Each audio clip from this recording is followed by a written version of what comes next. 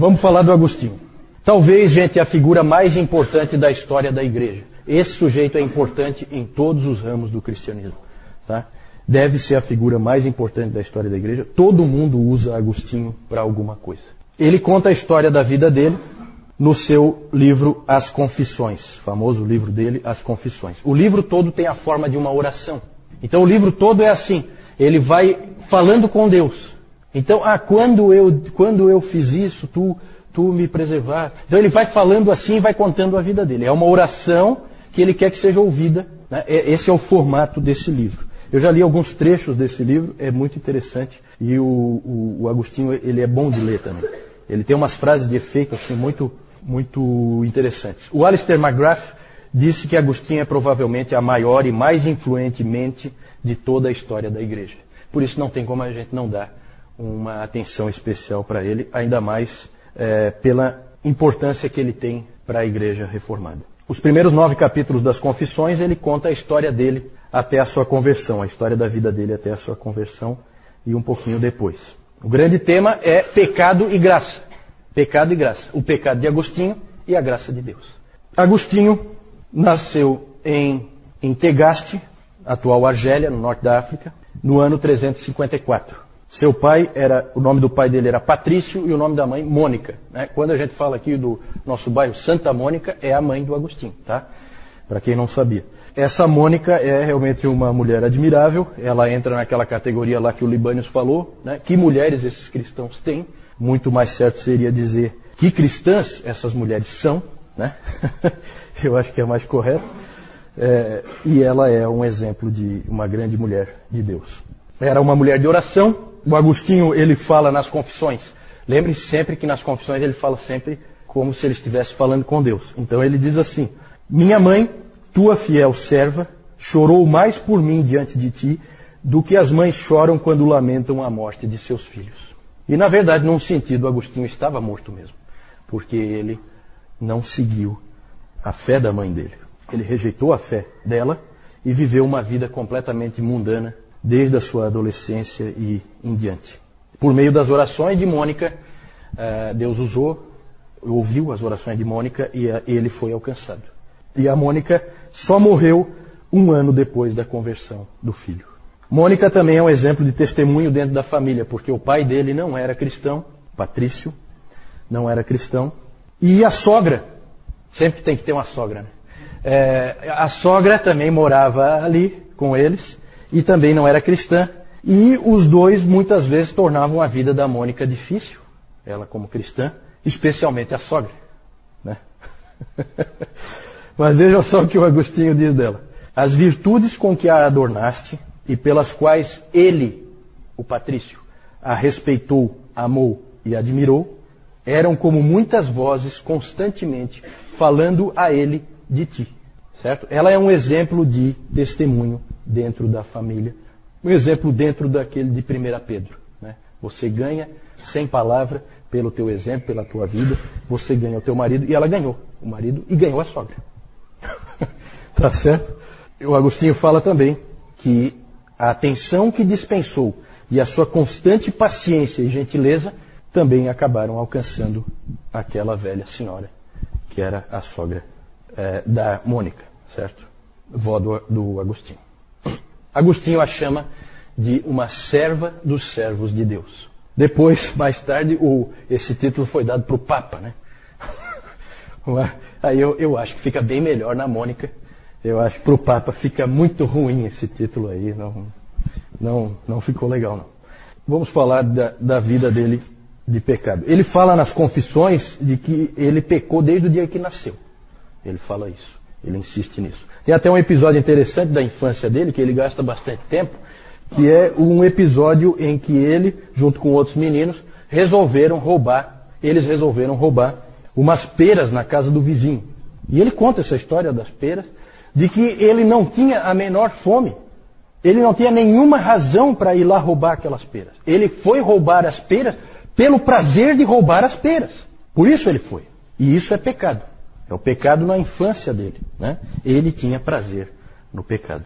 E assim foi. Ele, na verdade, ele saiu da cidade onde ele morava e foi para a grande cidade de Cartago. no norte da África, e lá ele viveu então uma vida de imoralidade.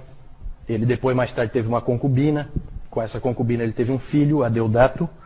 E então ele viveu uma vida de imoralidade.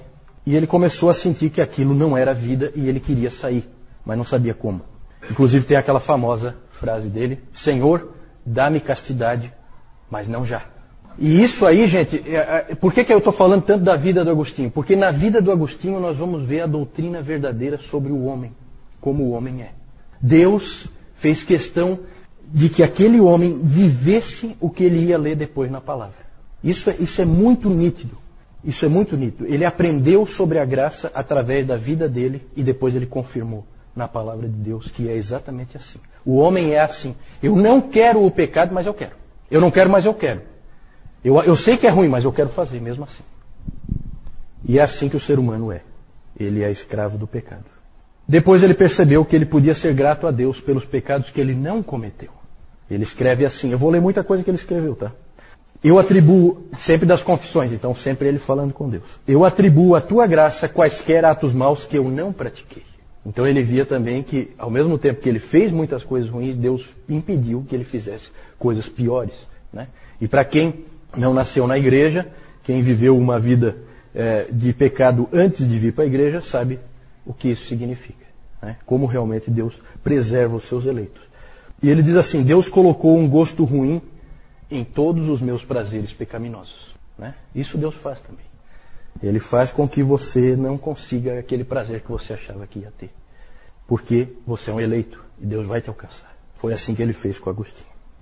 Ele diz que não estava buscando prazer em Deus, mas estava buscando prazer em si mesmo e nas outras pessoas.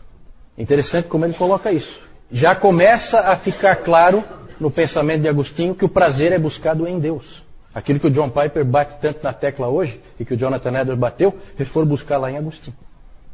Tá certo? Ele foi se afundando daí em miséria, confusão e erro. Começou a ter uma esperança de que houvesse um caminho. Só que ele não foi imediatamente para a Bíblia, não.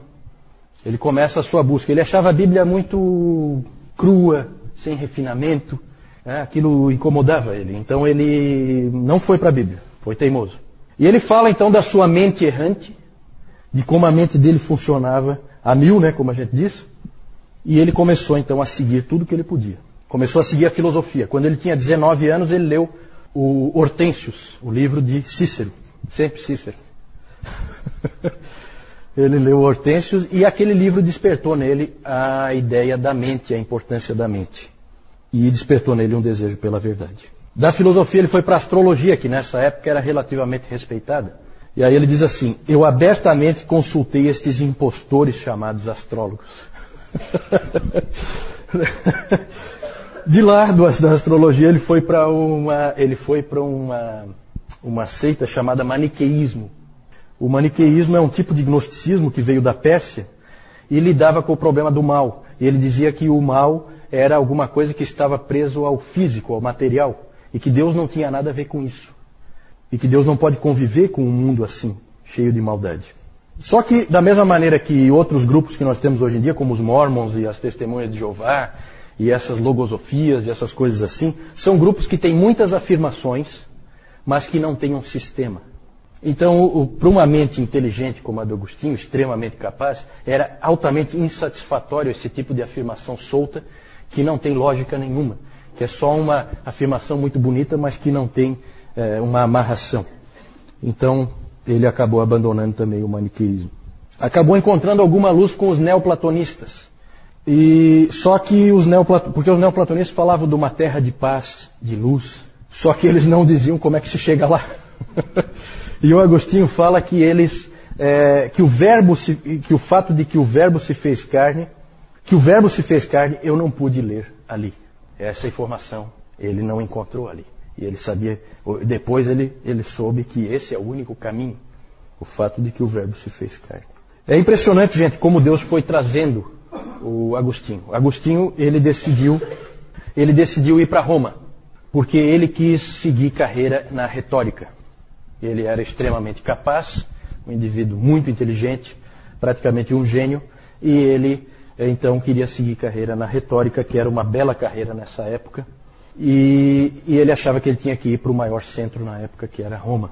E ele então Ele queria ir para lá, a mãe dele não queria que ele fosse para lá, porque em Cartago já foi um desastre a vida dele. Imagina ele em Roma, né? Uma cidade maior, muito pior. Então a mãe dele ficava orando e insistindo com ele para ele não ir, e pedia a Deus para ele não ir, e pedia a Deus para ele não ir. Daí ele dizia que ia, daí ele não ia, daí ele ia, daí ele não ia. Ficava nessa indecisão e acabou indo.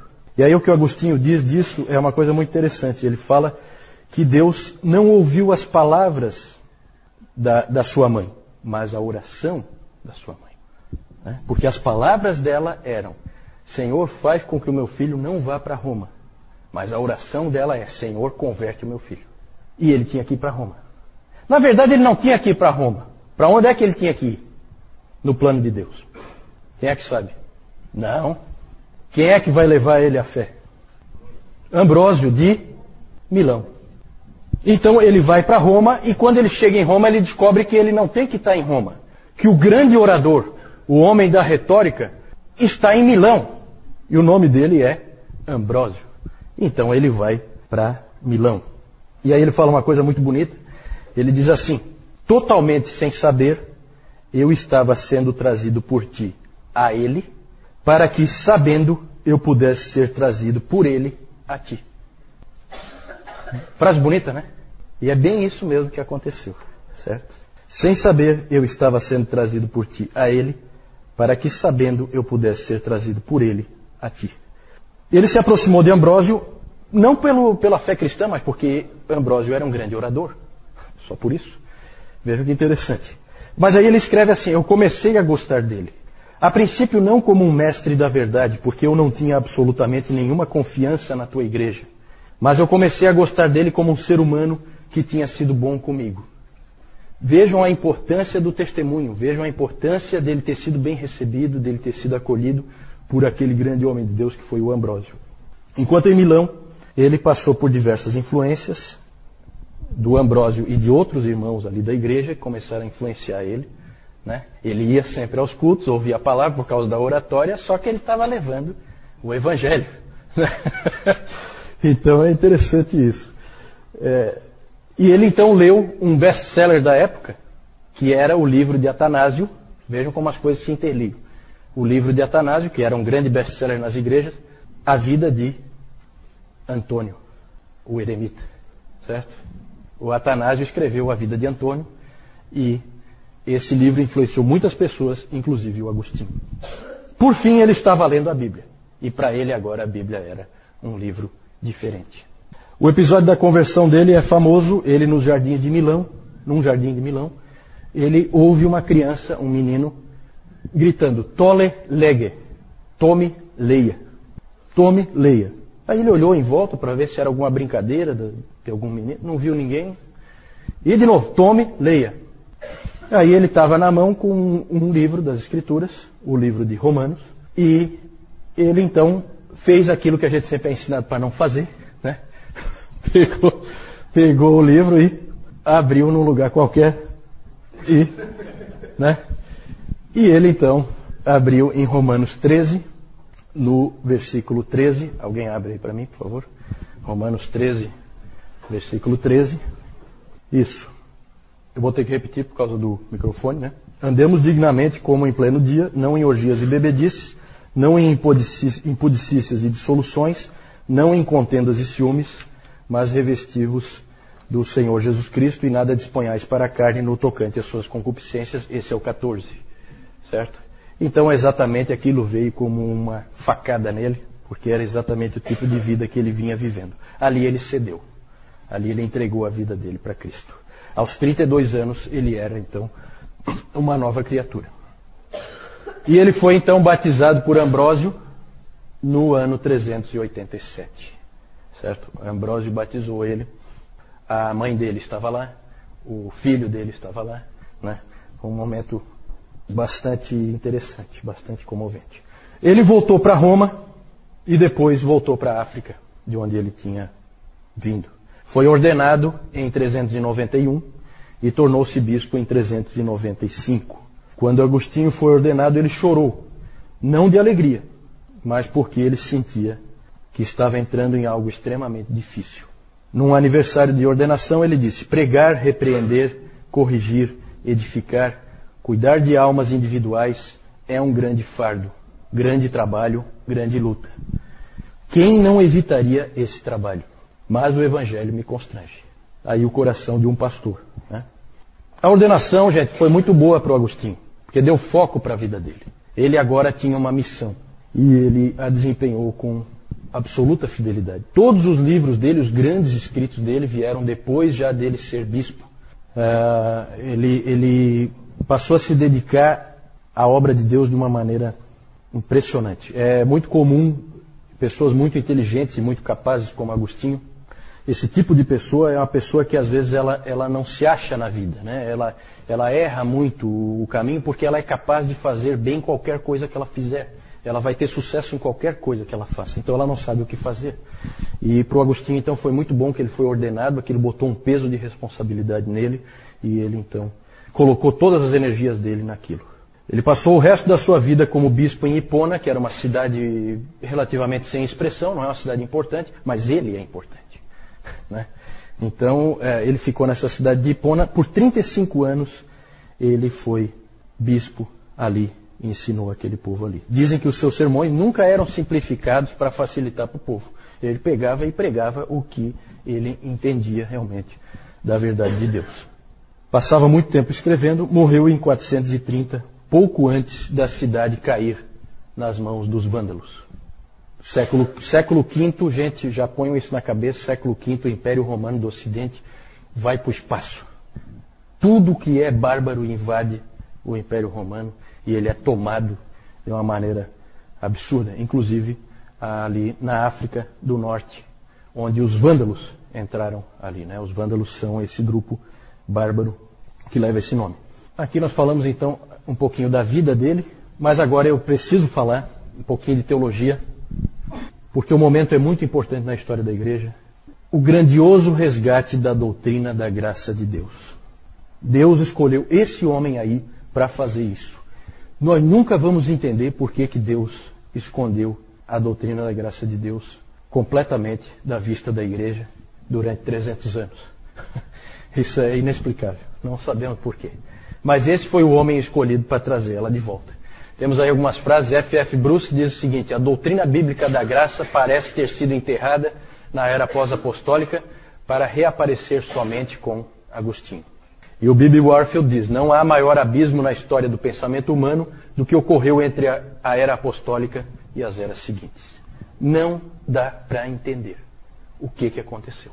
Por que de repente todo aquele evangelho de Paulo, tudo aquilo que ele explicou ali em Romanos com tanta clareza, desapareceu. E ninguém mais falava com clareza da graça de Deus. Vejam bem, gente, não é que as pessoas não criam na graça. Não é isso. A situação aqui lembra um pouco a questão da doutrina da Trindade e da divindade de Cristo. As pessoas creem na graça de Deus, só que não está claro como que isso funciona. Falta sistematização, falta deixar isso claro. E aí todo tipo de barbaridade começa a acontecer. Começam a haver ensinos errados. A ênfase em boas obras trouxe um desequilíbrio muito grande para a igreja naquele período, naqueles 300 anos. Né? É claro que será que é possível exagerar a importância das boas obras? É claro que não, boas obras são importantes. Só que tem que haver equilíbrio com a graça. E esse equilíbrio se perdeu. Um exemplo, Crisóstomo. Falamos há pouco do Crisóstomo. Olha o que ele disse num determinado ponto.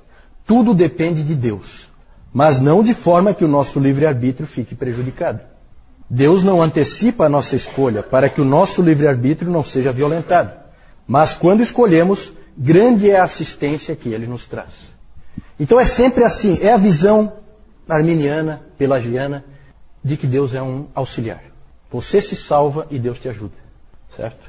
Essa visão é desastrosa, completamente antibíblica, mas por causa do desequilíbrio que ocorreu, ela acabou sendo bastante comum naqueles 300 anos. Certo? E é claro que a gente não é tolo de achar que durante 300 anos Deus não salvou ninguém. Então, sempre a gente tem que tomar cuidado com esse tipo de coisa. Ah, esse está salvo, esse não está. Ah, esse aqui não está salvo porque é arminiano. Ah, esse aqui... Gente, 300 anos. Você vai dizer que um Crisóstomo não foi salvo? Para, né? Sabe? Vamos tomar cuidado. Vamos tomar cuidado. Né? E esses indivíduos, eles precisam de graça por duvidar da graça. Né? É mais ou menos assim, tá bom?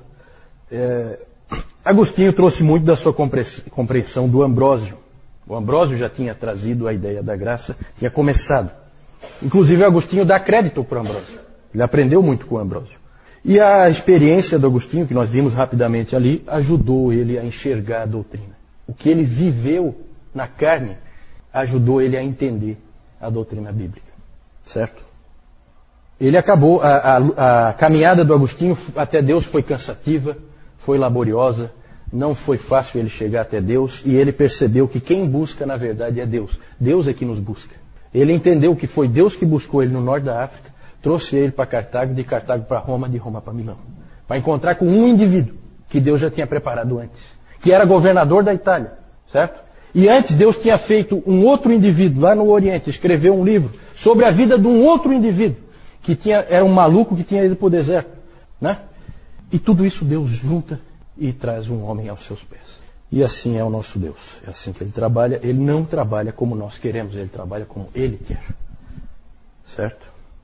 Ele nunca pôde ver, o Agostinho, a sua vida como uma vida boa que vai melhorando mais e mais. Certo? Que era um pensamento muito comum de um monge, por exemplo, de achar que não. É o pensamento católico romano, né? Do católico praticante, como se diz, né? Então eu vou melhorando sempre mais, né? Eu vou me tornando uma pessoa mais decente e com isso eu vou me salvando pelas minhas boas obras. Para o Agostinho isso aí estava fora. Ele sabia muito bem quem ele era, né? Com muita clareza. E ele não era de ficar se enganando de que ele é uma outra coisa. E o mesmo sentimento que ele tinha, ele podia ver na Bíblia. Ele percebeu que ele nada podia fazer com o seu pecado. Percebeu que tinha sido capturado pelo pecado e não tinha como se libertar. Primeiro ele não queria e depois ele não conseguia mais. Assim é todo vício, né? Na verdade o vício é um pecado, o pecado é um vício. Certo? Você fica escravo daquilo, você não consegue mais sair. Certo? Inclusive nós cristãos, por que nós temos que vigiar? Pensem nisso sempre, né? Se eu começo a cometer um pecado regularmente, se por exemplo eu começo a contar mentiras, eu me torno um mentiroso. Depois eu não consigo mais não mentir. Certo? Por isso que o cristão nunca pode brincar com coisas perigosas. E isso Paulo alertou um monte de vezes. Né? Todas as coisas me são lícitas, mas eu não me deixarei dominar por nenhuma delas. Certo? E é fácil ser dominado. Né? A fofoca, né? Vamos pegar uns exemplos assim, fora do mais tradicional. Se eu começo a fofocar, eu viro um fofoqueiro. Eu não consigo mais deixar de falar da vida alheia. Eu não consigo. É inevitável em mim. Porque eu fiquei escravo daquele pecado. Certo? Por isso que eu sempre fico com um pezinho atrás quando os médicos dizem que as coisas são doença, que são... Eu fico mais com a palavra. Eu acho que nós estamos com uma doença sim e o nome dela é pecado. A cura definitiva só no céu. Certo? Todos nós cristãos. E os que não são cristãos também. Ele descobriu na Bíblia que Cristo tinha vindo salvar pecadores. E que Ele nos salva pela fé. E que a própria fé é um dom de Deus. Foi Deus que deu a fé. Aí, é diferente daquela história ali do Crisóstomo, né? Aqui eu tenho que dar o primeiro passo e Deus vai me ajudar. Não. A fé é um dom de Deus. Ele viu isso na Bíblia. Aí ele descobriu na Bíblia que se Deus nos dá o dom da fé, é porque Ele nos escolheu. E Ele já tinha planejado nos dar o dom da fé antes que nós nascêssemos. Né? Então o Agostinho evidentemente pegou toda a doutrina bíblica conforme nós cremos hoje. Além do mais, gente, o que o empurrou a sistematizar ainda mais claramente toda essa doutrina da graça de Deus foi a controvérsia pelagiana. Pelágio é um sujeito que nós não sabemos se era um monge ou se era um leigo, provavelmente um monge, que veio das Ilhas Britânicas. Não sabemos se da Irlanda ou da Inglaterra. Ele veio para Roma e em Roma ele começou a trabalhar com os pobres. Ele queria ensinar aquelas pessoas mais simples, mais pobres, a serem bons cristãos. E ele ficou chocado com o que viu em termos de pecado que havia no meio das pessoas. Aquilo deixou ele bastante chocado. E ele também ficou profundamente chocado com uma coisa que ele leu lá em Roma, que foi as Confissões de Agostinho. Ele detestou aquele livro na hora em que ele leu. Quando ele leu o seguinte: dá-me a graça para que eu faça o que me mandas, e então manda-me fazer o que quiseres, ou com a forma simplificada que a gente sempre usa, né, dessa frase famosa do Agostinho, né, dá-me o poder para fazer o que tu pedes e pede o que quiseres. Né? Ele falando com Deus. O Pelágio achava que se as pessoas começassem a ouvir esse tipo de coisa, elas então se tornariam totalmente passivas e não buscariam mais a retidão, não buscariam mais o caminho certo, ficariam totalmente descuidadas na vida. Né? Nada mudou, né, gente? Continua essa acusação aí, totalmente falsa. O ensino do Pelágio era o seguinte, resumindo, né? Todas as pessoas nascem neutras, nem boas nem más. No pelagianismo não existe pecado original. Ninguém nasce pecador.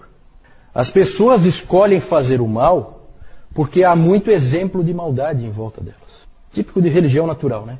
Ah, não, aquele indivíduo é bandido porque ele tem muito exemplo negativo na vida dele e tal. Ele dizia que há a possibilidade para cada um de nós de fazer tanto o bem como o mal. O livre-arbítrio que ele dizia. Às vezes ele chama o livre-arbítrio de a graça do livre-arbítrio. Porque começaram a acusar o Pelágio de não falar muito da graça. Pô, mas você não fala nada da graça. Daí ele assim, não, a graça do livre-arbítrio. Eu não consigo ver graça nenhuma aí, porque é o tal do livre-arbítrio, vocês podem ler o livro do Newton, é a graça do livre-arbítrio que leva as pessoas para o inferno. Né? Que graça que é essa? Maravilhosa. Para mim não serve. Ele dizia que você sempre pode escolher o caminho do bem e até mesmo pode atingir a perfeição. Por que não? É possível atingir a perfeição porque você nunca precisa fazer o mal. O F.F. Bruce disse que o Pelágio é o pai espiritual de todos aqueles que professam o credo popular inglês da justificação pela decência. Todos os discursos que incitam o homem à bondade, não, você tem que ser bom, você tem que fazer o certo aqui e tal, são discursos pelagianos. Né? Na verdade, eles apelam para o homem fazer o que ele é incapaz de fazer e que ele não quer fazer. Um discurso desse tipo, pelagiano, um agostiniano logo levantaria, mas eu não consigo. Ele logo diria isso. O Agostinho respondeu ao Pelágio, deixando claro que nós somos incapazes de fazer o bem e não temos nenhuma vontade de fazer o bem. A nossa vontade está corrompida. Nós temos o pecado original, que veio em Adão, ele pegou de Romanos, todo aquele ensino. A graça de Deus não está lá para nos ajudar, como se pensava. A graça de Deus está lá para nos salvar. Pelágio então respondeu que o cristão então podia fazer qualquer coisa que ele quisesse. O Agostinho retrucou, dizendo que a vida cristã é sempre um crescimento na graça. Costuma ser lento, com muitos tropeços dolorosos, mas o verdadeiro cristão crescerá na graça. O Pelágio, gente, queria que a igreja ele fosse um tipo de mosteiro com super cristãos dentro. Já o Agostinho considerava a igreja mais como um hospital com muitos doentes, alguns gravemente doentes, mas que estão todos melhorando de saúde, né? Pela graça. Mas continuam doentes, ainda com dificuldades. Né? Então é uma visão diferente. Perfeição só no céu. No meio dessa controvérsia, qual a resposta da igreja? A igreja pareceu aprovar o ensino de Agostinho. Só aparentemente, tá, gente? Por quê? Porque eles não podiam suportar o ensino do Pelágio. Estava muito fora. Só que ali, naquela época, eles na verdade estavam fazendo assim, ó, não, só existe Agostinho e Pelágio, então nós vamos ficar com Agostinho. Certo? Só que depois eles perceberam que não precisa ser só um ou outro. Tem um caminho pelo meio. E foi esse que eles escolheram. Certo? Chamado de semi-pelagianismo. A igreja pareceu aceitar a doutrina do Agostinho, só que logo houve uma reação. Da onde veio a reação? Principalmente na igreja. Quem é que gritou dentro da igreja? Não, isso aí não é verdade. Não é assim. Quem? Os monges nos mosteiros. Lembram que eu falei disso? Porque se o Agostinho tiver certo, e nós somos salvos pela graça, o que nós estamos fazendo aqui? A gente aqui cultiva boas obras para ver se a gente consegue, né, dar uma melhorada e garantir a nossa salvação. Gente, o sínodo de Cartago e o concílio de Éfeso aprovaram o ensino de Agostinho, mas depois em Orange, na França, deixaram uma porta aberta. Eles colocaram assim, ó, não, vamos, Deus nos salva, mas não sem a nossa ajuda. Isso é semi-pelagianismo, tá? Isso é semi-pelagianismo e acabou se tornando a teologia oficial. O Dr. Calhoun chama esse tipo de teologia percentual. Certo? A salvação é assim, uma porcentagem para cada um. Deus entra com uma porcentagem, você entra com a outra porcentagem. Pode ser 99% Deus, 1% você. Mas ainda assim é um modelo sinergista e, portanto, semi-pelagiano. A reforma, eu não preciso nem dizer, fez um uso brutal de Agostinho. Calvino chegou a dizer que Agostinho é totalmente nosso. Ele usou essa expressão na briga, o que não é verdade, precisamente porque o Agostinho ele é excelente na doutrina da graça. Mas em outras coisas ele deu umas escorregadas boas e a Igreja Católica usa muito do ensino dele sobre a Igreja, que não é tão auspicioso assim. Tanto que o Dr. Warfield, B.B. Warfield, disse o seguinte, que a reforma é, na verdade, Agostinho contra Agostinho. O Agostinho católico contra o Agostinho protestante. Interessante isso. Eu queria falar alguma coisa também sobre o livro do Agostinho, A Cidade de Deus, que é uma grande obra dele, mas nós não temos tempo para isso. Nós vamos seguir em frente para encerrar com esse último item. Só aí algumas ilustrações aí do Agostinho e Mônica. Aqui o Agostinho, que ele teve um enfrentamento forte com os donatistas, porque foi bem lá no norte da África esse problema com os donatistas. E ali ele defendeu muito a doutrina da igreja, e ali que ele deu assim umas escorregadas para algumas coisas que nós não acreditamos.